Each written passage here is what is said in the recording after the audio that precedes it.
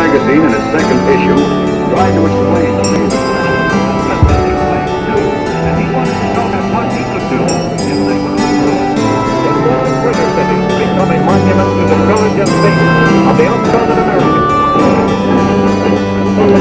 Hello, my name is Dean Contover, and this is the History Show. We have a gentleman here from World War II that we're interviewing. He was an airborne in the Pacific. His name is Edwin Fraser. That's right. E-D-W-I-N. Yeah. Is that correct? And we'd like to interview veterans. If you know of any veterans, please have them contact Chelmsford Telemedia, because we'd like to put them on the air. Edwin, I know this is new to you. You're 83 years old, World War II veteran, and we wanted to get you in here and interview you. It was very important to us, and you were in the Airborne. But I just wanted you to tell me about growing up in Massachusetts. You grew up in Massachusetts, Somerville, and yeah, just tell me about your family a little bit before we get into details in regards to. Okay. Well, I grew up in a large family. There was eight children there. You know, we lived in Bedford, and as a kid, I worked on a farm in Bedford, which is Hanscom Airfield. At that time, it was McGovern's farm, and all the young fellows from Bedford worked on this farm. Okay. Then the Air Force moved in. They driving stakes all over the place. They boarded up the house, and that was the beginning. Now, when was this? Way back in, I don't know. In the 30s? Oh, yeah. Oh, okay. Yeah, way back in the 30s. Oh, yeah, okay. Yeah. Which is today was the Hanscom Airfield. Right. So Bedford was farmland when you moved there. That's all it was. Yeah. Okay. It was farmland. Yeah. So you grew up there with your eight brothers and sisters. Yep. And you went to school there? Yep. We went to school there. Okay. Then went to vocational school down in Somerville, taking up electricity. Okay. I ended up as a builder, building houses. So how did you get called up for World War II? What happened? Did you enlist? Well, when they burned Pearl Harbor, every young fellow in town signed up, including myself. Okay. Everyone. All right. And that was the beginning of the career. We packed up and they went up to Fort Devens. They inducted us at Fort Devens, Mass. We boarded the train and they shipped us down south. Where were you when Pearl Harbor happened? Because everybody remembers where they were in those days, where Pearl Harbor. Yeah, well, I was building a house down in Lexington, Mass. when I heard it on the radio. You know, so right away everybody just signed up right after that. Yeah. So you signed up. Yep. You enlisted. Okay. So you took the. No, I didn't really sign up because I had an induction thing in Oh, okay. one of the papers, you got inducted. In other words, drafted. Yeah. Yeah. Okay. So we all met at Concord Center at the railroad station. They took us for a train ride, I don't know where, but we ended up back at Fort Devens. All right. They gave us some oversized clothes and got on the train and we went down south. Where's down south? I mean, down in Fort Benning, Georgia. Okay. Is that so? You took your basic training down at Fort Benning, Georgia. My airborne training, but my actual basic training was at Camp Blanding, Florida. Right near Stark. You know. I'm not familiar with it. Yeah. Give me some. Camp Blanding. Is it near Tampa or is it near Jacksonville? No, it's near Camp Blanding, Stark, Florida. Is it on the coast? Was it near the ocean? No. Oh, it wasn't. Okay. It was inland. It was inland. Yeah. All right. And originally, I was with the 66th Infantry Division, Field Artillery. They sent us to OCS down to Fort Benning. We watched these guys jumping off the 250-foot towers. We said, boy, that looks like fun. Let's sign up. Now, that was something new in those days. Yeah. Airborne. Airborne, there was, yeah. So tell me about your training. I mean, so you were in Florida, you went to Fort Benning, you got orders for Fort Benning, you went to Fort Benning, and you decided to go airborne. That's right, yeah. And it was a new type of phenomena in the American military, right? Yeah, airborne. yeah. Now, were you one of the first ones? No, I don't think we were one of the first ones. They had different classes going through. We happened to be the 503. And I think the 501 was one of the first ones. Okay. But we were right after 503, All right. Every 3 months they have a different class. So Airborne School was 3 months in those days? Yeah. Okay, Yeah. now it's only 3 weeks. I don't know if you know that, Airborne. No, I don't know that. Yeah, it's only 3 weeks. Yeah. So tell me what happened in the Airborne School. You saw the towers, you jumped off the towers? Oh, yeah. Yeah, we jumped off the towers, and mostly it was physical stuff. We go on a 20-mile run, come back, then we go out in the fields. 20-mile run? 20 miles, 10 miles out, 10 miles back. Wow. That's just a warm-up. Then we Is go. that's as a unit, right? Not individual. Oh, It's yeah, just, yeah. you had to be in step with the company. That's and- right. And one of the nicest thing about it was you might have a major next to you, a colonel on this side here. They took exactly the same physical condition as we did, Right. They had no special privileges. They just went right through it until Right. after it was over, naturally, and then they. Did you have a special boot, an airborne boot or something that you had to wear with jumping, or An did they airborne give you what? a boot? Did they give you special boots to jump Oh, yeah, with? yeah, they had special jump boots. Okay. Yeah. Yeah. So the first month was physical training. Yeah. Second month, Second month was into armory stuff, rifles and grenades and all this kind of you stuff. remember what rifle you? Pardon me? Remember what rifle you had? What type of rifle you were trained on? Yeah. Well, everybody had M1s, Okay. which was a very, very good gun. But in combat, we had full and stock carbines. Full being in the stock combines. That's right. So you're talking about the M1 carbine versus the M1 rifle. No, this is a 30 caliber carbine. Oh, it was 30 caliber. Okay. Yeah, with a full and stock, only because when you jump, you can't have a long rifle Oh, sticking out of your okay. head, a shorter rifle like Okay. this, Oh, that's interesting. Yeah. And a carbine was a closer combat fighter. If a long distance, like in Europe, you had M1s or 45, something like that. Oh, so this was in close fighting. That's Yeah. why you had Oh, that yeah. type of Either carbine. that or Thompson submachine gun. Most of Right. us had Thompsons. Those were heavy. Not too heavy. They were heavy, I guess. Yeah, yeah. I mean, you can't carry it with one hand. That's Yeah, for sure. That's no, that. You know, I've had a Thompson in my hand. I thought it Yeah. was pretty heavy. I Yeah. mean, it's a heavy weapon. So when you were going through your second month, you had the carbine. You trained on that. You target practice. Oh, yeah. Right. Yeah. Actually, in combat, you had to pick up anything you wanted, or whether it Oh, was is that right? carbine or M1, because they had stacks of them all over the place, Then we had bandoliers. A bandolier is a canvas strip that goes around your shoulder and it has clip pockets in it. You can Okay. carry maybe 20, 30 clips of ammo in that Oh, thing, okay.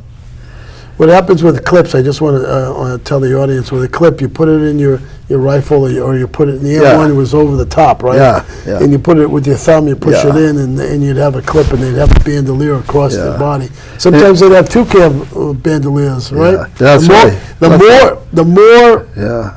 the more bullets you could have, the better off you were. I Yeah. thought, all right. Yeah. So tell me about in those days. Tell me about. This was what, 1943? Yeah. In 1943, tell me about target practice. How was target practice? What? Well, they had a regular firing range, Okay. They score you, how good you're doing, Okay. how bad you're doing, and stuff like All this, right. Now, how good did Yeah. you do?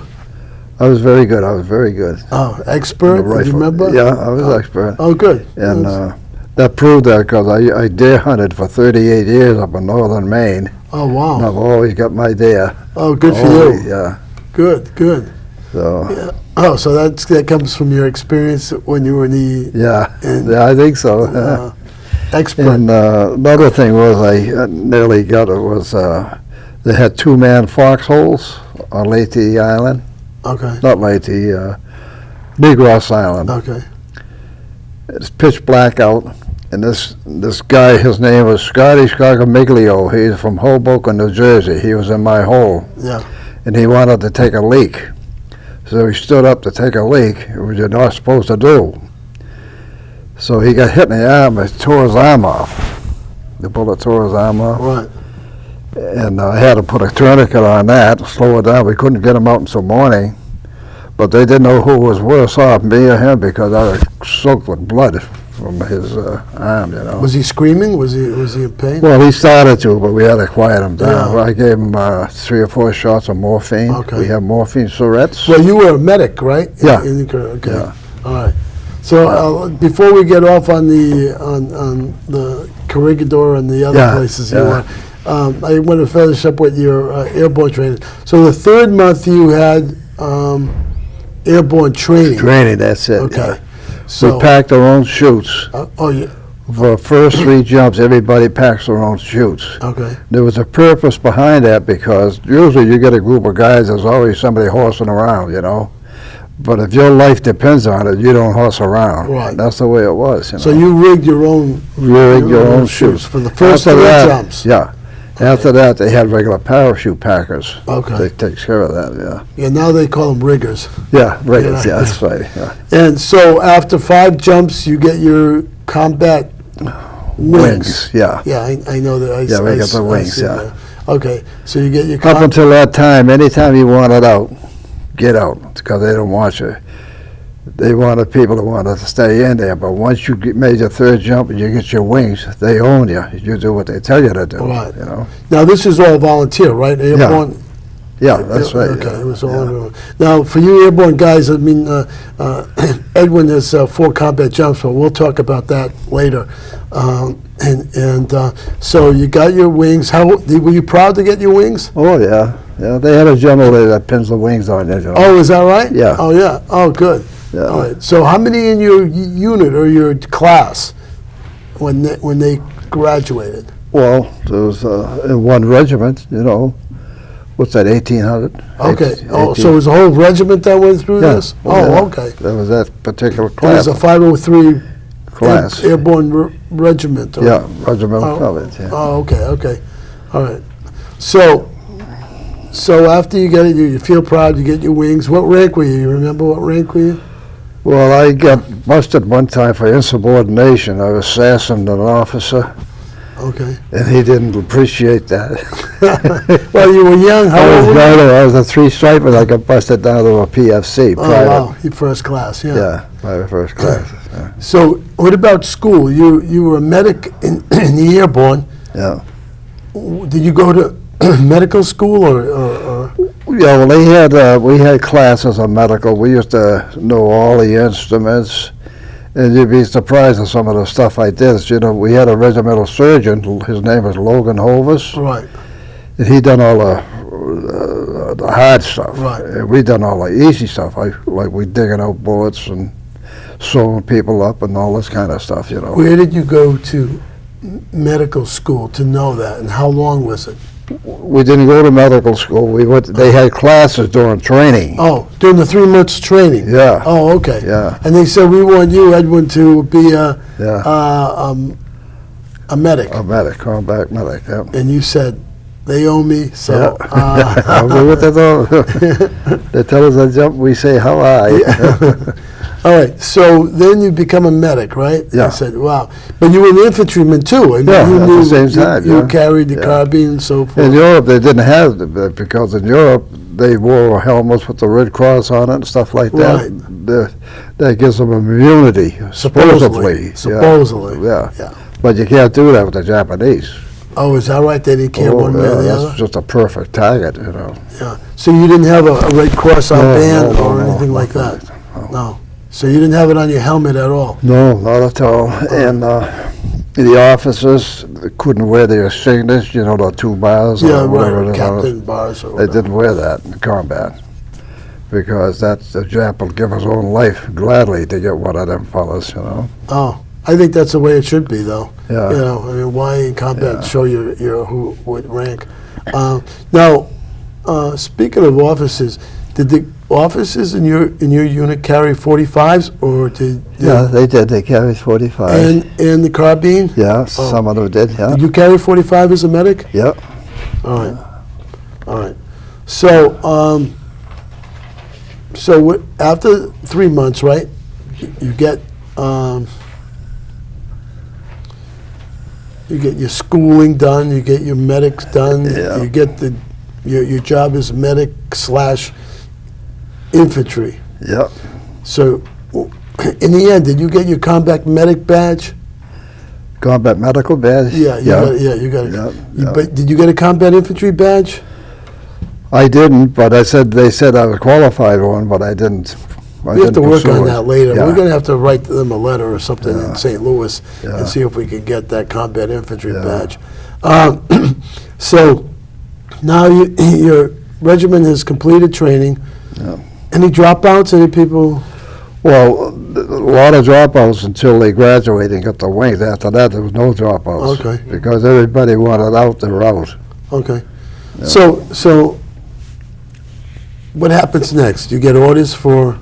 Yeah, they ordered us to pack up. We took a troop train over to California. How long did that take? I don't know, 2 or 3 days, Okay. something like that. Then we boarded a ship. We sailed underneath the Golden Gate Bridge, which was very foggy. All you can see is a gray ghost up there. you Oh, know. wow. That was it, right down in New Guinea. Okay, so you were on the ship. How many days did it take you to cross from Fort Ord. Fort Ord? Yeah, it was a 32-day trip. 32-day trip across the Pacific. Yeah. Wow. Yeah. And were there any evasions, escape and evasion type of methods by the ship? Were you in a convoy or were you just a troop ship by yourself? It was a troop trip by ourselves. Oh, wow. Yeah. Wow. So Japanese submarines could have... They could have, but they didn't. That's why they zigzag, you know, to kind of throw them off balance. you know. Okay. If you went on a straight line, they know where to pick you up, you know. Oh, I see. So you zigzagged. So no wonder it took 32 days, because you zigged and zagged Yeah, that's right. across the ocean. Boy, that must have been grueling. Yeah. Did you get sick, seasick? Oh, yeah, very, very. I had chronic seasickness. There is such a... Yeah, I was a world's sailor. I couldn't. I get sick very easy. It's easy to jump out of planes and be Yeah, it didn't bother me in the Yeah. planes, but the seasickness, it isn't the waves, it's the swells. The swells goes up like this, and then it goes down slower like this. Right, That gets to you, you know. right. So did you eat on board ship, or did you... Well, the only thing I could eat and keep on my stomach was Hershey chocolate bars. Anything else, I'd have to throw it right up. Wow. That's all I lived on that. That's all for 30 So you were days. starving when you got Yeah. to the Pacific. Yeah. Wow. Were you the only one that had this problem? Or? Oh, no, there was a lot of them. Yeah. Right. Well, we hit a typhoon going down there, you know, Oh, down through the so- South China Sea, All right, all right. going in there. All right. Let me ask you a question. So you're in the ship 32 days. You land at this base. You never stopped at Hawaii or Guam or No. or any of the other No, islands or anything? straight on like that? down to Buna. Buno. Now, where's that? In New Guinea, which is just north yeah, of that's Australia. western into New Guinea, down to Old Bay, New Guinea. Okay. Yeah. Now, was there a military naval station there, compound, or was nothing? No, the engineers got in there first. The engineers are always Yeah, first, aren't yeah. They get there before the infantry. That's right. Yeah, know, they I did. mean, Yeah. Those engineers, Yeah. you know, no one gives credit to the engineers. Oh, yeah. They did a lot of They it. do a lot of work. They I really mean, it's did, just, it's just one of those things. Yeah. So, the engineers were there. They built a little tent. So you had to put your pup tents up, or Yeah, they had these pyramidal tents. We Right. stayed in. I went in as a replacement because they had a jump in Ley, New Guinea, and they cleaned that out. who did? Who had a job? The 503. Oh, but you weren't with them. I wasn't with them. That's why I joined them there at. Oh, I see. They sent down replacements. Oh, you were the replacements. Yeah. Okay, so the unit was already there. Yeah. Okay. It was already there. Okay, so you were a They replacement. were like a replacement depot, and they had all different branches of the service. They had the Marines there, all set up in these canvas tents. When we go out on a 10-mile run, 10 out, 10 back. In the morning we do cadence. All we had on was jump boots and our underdrawers, you know. Okay. So we do. Because it was hot out there. Yeah, right? so we do a cadence coming back real loud in front of the Marine tents there, you know. They You wake them up. Oh, yeah, we woke them up. They didn't like it. There's always that rivalry between the Marines Yeah, and the oh, Army, yeah, isn't there? I yeah, mean, yeah. So you would you landed there, got some good food, I hope. Yeah, it was decent. Yeah. Not to regress, but being on a troop ship, I mean, how many people were sleeping down below? I mean, There were loads of them, you know. I don't know how many thousand guys. did you on those switch times or No. no? No, they give you like a broth and bread in the morning and stuff, something like that. And That's it? Yeah. In the afternoon, you might get a little dessert, like an apple pie or something like That's that. a Navy for you. Yeah, that's Huh? the Navy, yeah. They eat well and They eat well, they sleep well, and Yeah, everything, the yeah. Army has to. But they paid a high price too, them sailors, you know. They got thousands and thousands of sailors. All them ships sunk. Do you know how many soldiers were on your ship? Do you remember offhand? Was Oh, it on the ship. 3,000, 4,000? Yeah, it's in that area. So, Yeah. so if that ship went down Oh. without an escort, Yeah, you're talking about a lot of soldiers. yeah. Even though they had lifeboats and stuff like Yeah. that, maybe some of them would have made it, but Boy, they put you on the line Yeah. like that, and that's why Yeah. they zigged and zagged, huh? yeah, So you get there, and this place is hot. that's right. It's a jungle. Right on the equator. Yeah, it's a jungle. That's where I got Now- malaria and yellow jaundice, Oh wow. and everybody walked around. They had big yellow bags under their arms, you know. Why is some that? Kind of, I don't know, some kind of disease they had there.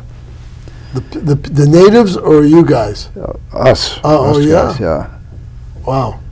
We weren't used to that kind of Oh, yeah. and we couldn't take a shower every day because they didn't have that kind of a setup there, you know. Hmm. And I had a juggle rod on my feet, Wow. yellow jaundice, your eyeballs turn Yeah, yellow. yellow. Yeah, I know what yellow jaundice is. And Yeah. malaria, bad. And do you get a disability for that now? Yeah, I do. Oh, you yeah. do. Okay. Yeah. So here we are in this new particular place. You get hooked up, and they call you the new guy.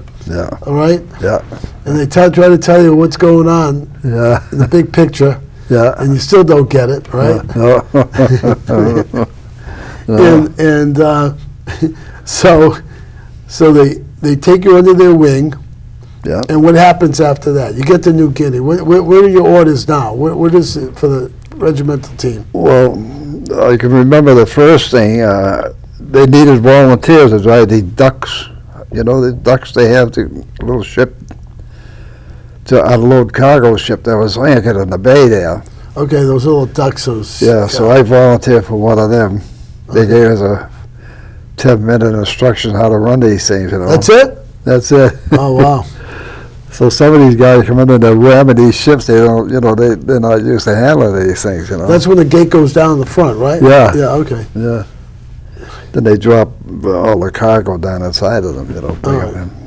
So, That was my first job there. Then after that, we joined up with the outfit and they were packing up to move up to the Philippine Islands. all right. Now, Yeah. now that was still occupied by the Japanese? Oh, yeah. Oh, yeah, okay. Yeah.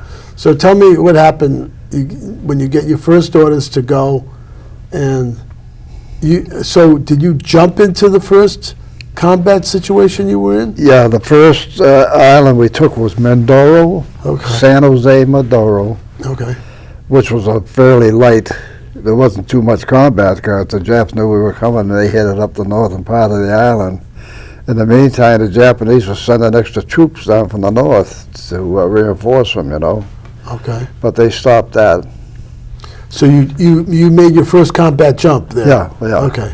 Yeah, So- Mindoro. Okay. Yeah. In regards to combat jump, what happens is you have wings with a parachute. They call it the airborne wings.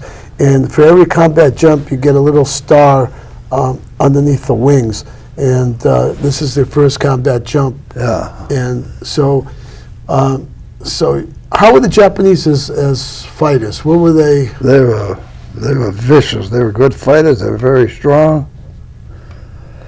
But they didn't care a thing about life, you know. What do you mean by that? What do you mean by What I that? mean by that, they thought it was an honor to die for the emperor. Okay. See? And just like we had banzai charges, I don't know if you ever heard Yeah, of I've that. heard banzai charges. You Yeah, explain the to me. 20 You tell the audience what the banzai charge A is. banzai charges is the Japanese, usually what they do is they get into sake, they have a little ceremony. Okay.